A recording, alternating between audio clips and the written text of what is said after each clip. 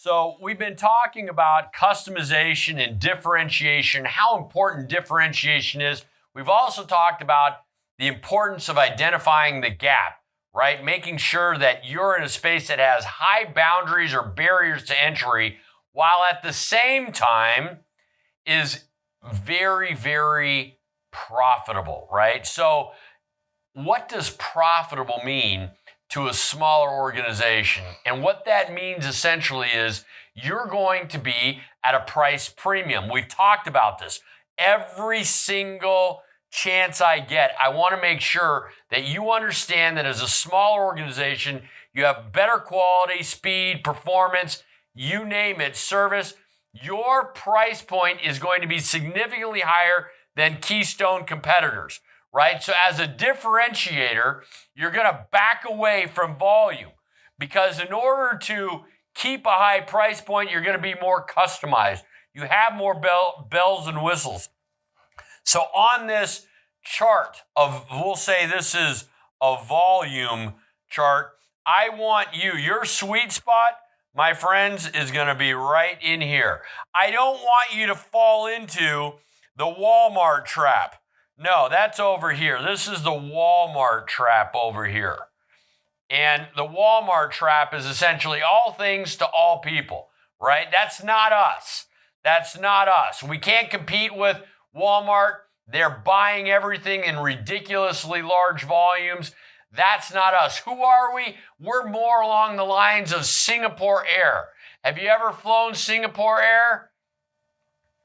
Highly, highly different and differentiated from their competitors. But wait a minute. It's an airline. And I wrote down here that there are things that every competitor in the airline industry needs to do, right? How about plane maintenance? But what is it that's going to separate you from the competitors? With Singapore Air, their best assets, it's their crew. And with their crew, they emphasize behavior. And I'm going to pause it right here for 1 second because I got to talk about behavior for a minute. Yes, it's the experience that you get, but here's a couple of my pet peeves, and I'm going to tell them to you whether you want to hear them or not. The first pet peeve, may I versus can I? May I? Yes, that is the correct way to ask for something. May I have a better seat? May I have additional, an additional, flight, whatever it is? Can you? Yeah, anybody can. May I is the proper way. The other pet peeve of mine is when I ask people how they're doing and they say good. Superman does good. You do well.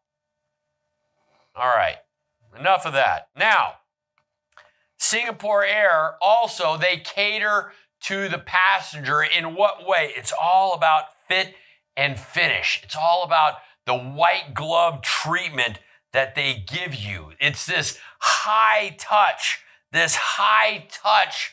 feeling that you get, which is why you pay so much more to fly on Singapore Air than you do on, say, Delta or American or whatever airline it is that you're thinking about. As a differentiator, you back away from volume, you increase your price, you increase your touch and your fit and your finish, you cater more, you hire better people that can actually create the experience that you're looking for. And yes, you're going to be a contrarian, and this is the space where you're going to compete.